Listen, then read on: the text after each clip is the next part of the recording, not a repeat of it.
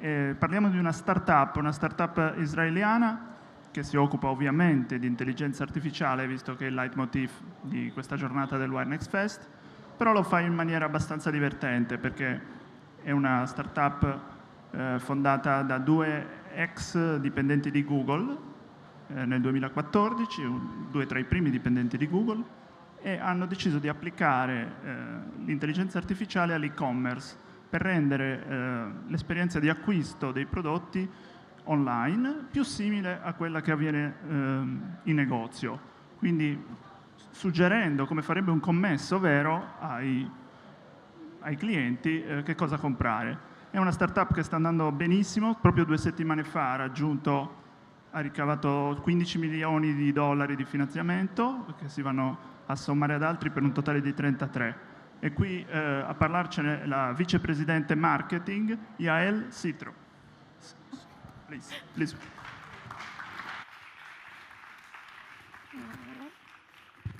Hello. Hi. My name is Yael Citro. I'm the VP Marketing of Twiggle, and I go to a lot of these conferences. As you can see, I'm a native English speaker, and I have to say it's my first time in Italy, and one thing that I know for sure now that I've been here is that really everything sounds better in Italian. Absolutely everything sounds better in Italian, so hopefully I can give you good content because I have no Italian. So I'm going to start out with a slightly humiliating photo of myself. That is me at 14. When I was 14, I had my first job. And my first job was a sales clerk at the Gap. You probably have the Gap here in Milan. And my job really was customer service. People would come in, they would tell me what they wanted. I would have to understand what they want, provide good customer service, and connect them to our inventory. That was really my job. It was a great job. I loved it. I did it all through high school. And so much has changed about shopping, not the least of which is that the store that I worked at when I was 14, right, now looks like this, right, Gap.com. And my job has been taken over by a search engine, right? The job of a search engine now is what my job used to be, to understand what people are looking for and connect them to the inventory that the Gap is selling or any other online store is selling. How many people here have shopped online in the last 2 weeks? In the last week?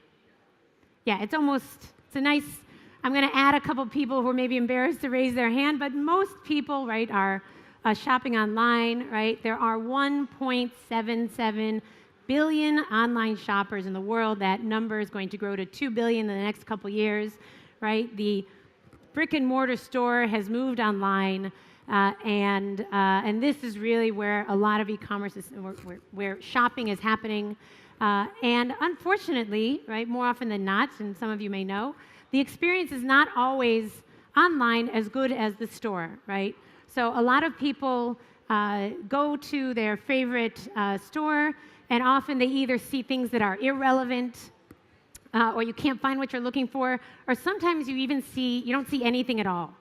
And this is true for the stores that we visit every day.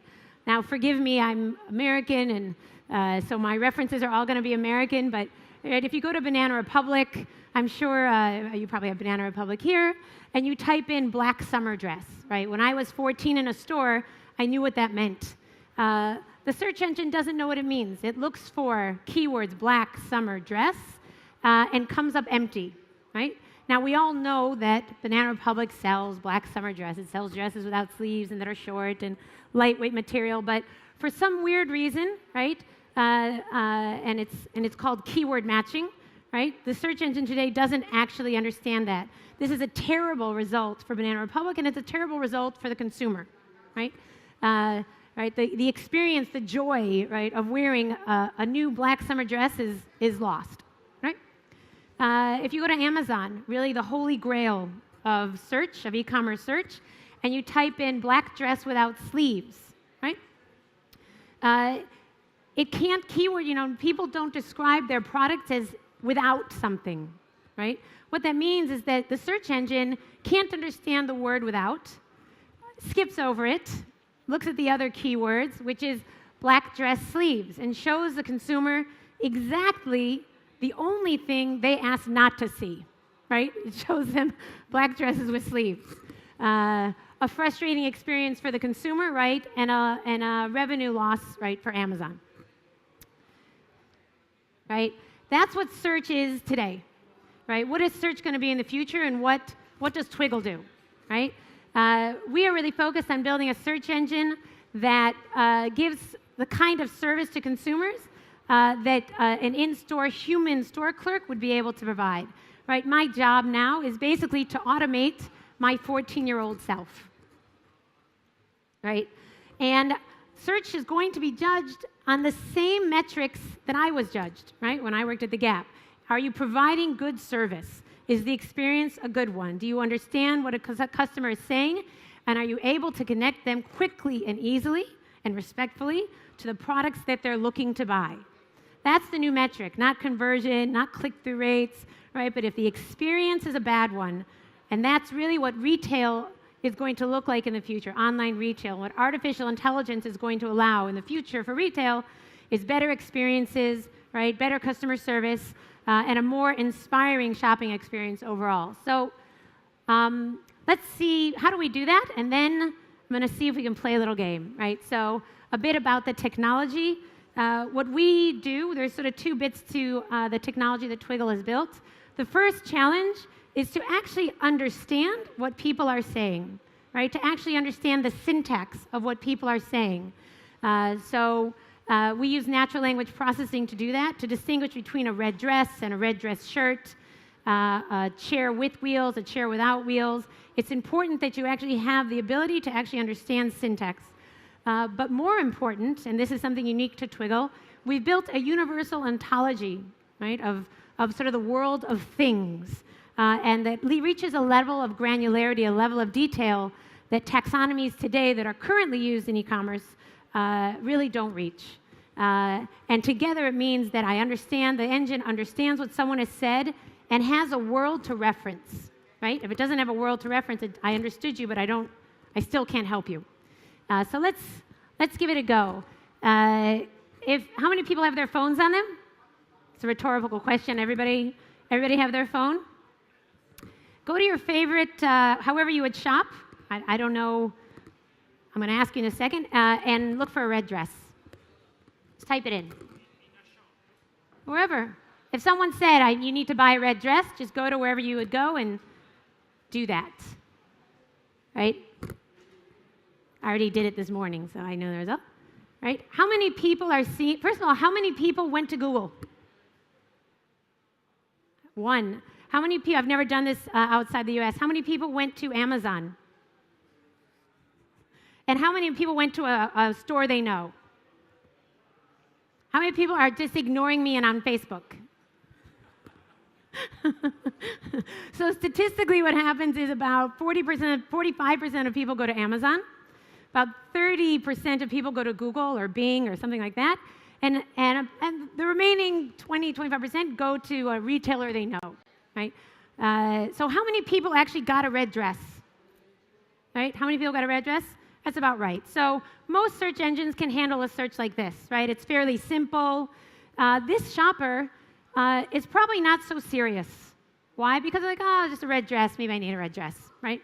And most search engines can support it. So whether you go to Amazon or Google or The Gap or whatever, what's the popular chain here in Milan? Where? What is it? Whatever the popular chain here is in Milan, right? You'll probably get a red dress. Stay on the same search and type in red dress shirt in Italian or however you search for it. Right? So of the people who are playing this game, how many people are seeing something like this? 1, 2, 3. So that's sad, but that's also all right. So immediately, right, the minute you get more specific, all we did is add a word, but it's everything, right? Because I'm no longer looking for a dress. The subject matter is now a shirt, right? Twiggle understands the difference. The power of artificial intelligence, the power of natural language processing is that you know the difference. And so already we're finding that the majority of the people, about 20 people, sort of have been playing this game. Only 3 people actually are on a site that is red dress shirt. If you were on Amazon, you'd still find it. If you were on the Gap, you'd lose this game already. Let's take it a step further. Type in red dress shirt without sleeves. How many people are actually getting red dress shirt, actually getting something like this? Yeah. So, there's the plus to it, of course, is that we are able to avoid a world where men wear red dress shirts without sleeves. But I don't judge, and Twiggle doesn't judge. Right? And this shopper is serious. This shopper knows what he wants. He specifically wants a red dress shirt without sleeves. He's probably ready to buy. The statistics are that the more specific a person is, the more ready they are to buy, and the less most search engines today are able to help him, right? This problem will get even more exacerbated when you have conversational commerce, right? Because when people start to speak what they want, they're going to speak naturally, and they're going to speak in detail. I'm looking for a black summer dress for my sister's wedding in June, right? At the Cape or whatever. It's in a church. Right? And you get all these details that for a human being say a lot. For a search engine mean absolutely nothing. Right? There's a little bit more magic to what we do, right? So behind Twiggle's technology is not just the ability to understand syntax and understand language, but also the ability to understand your data, structured and unstructured data.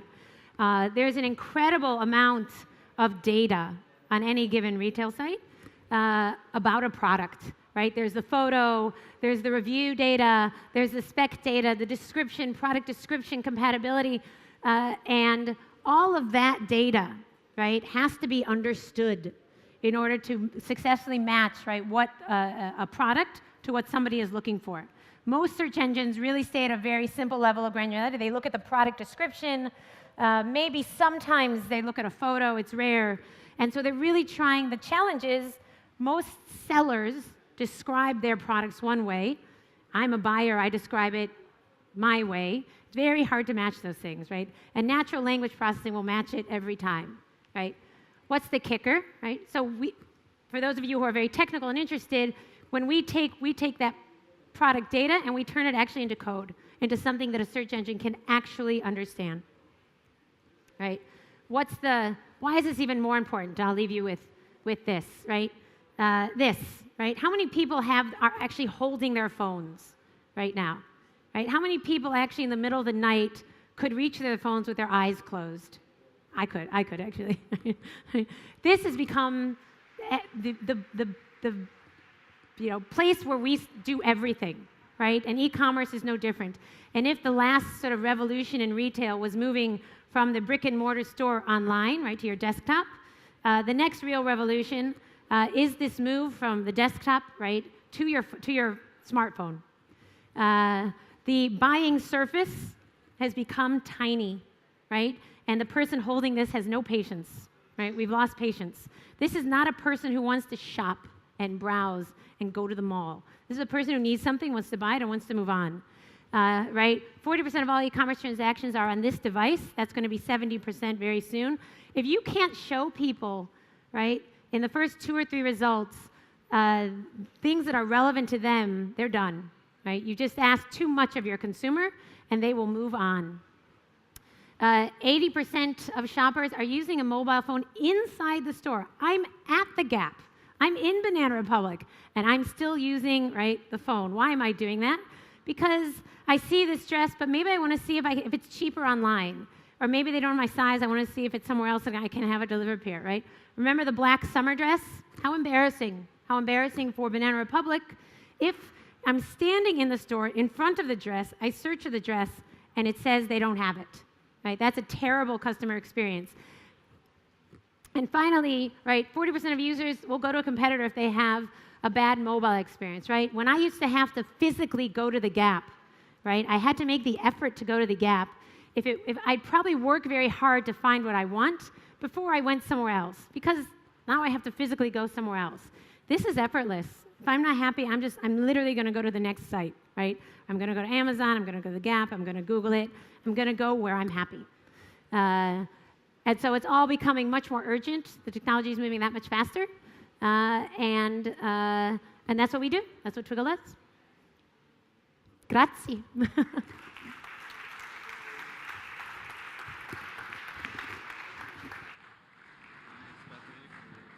Should I go?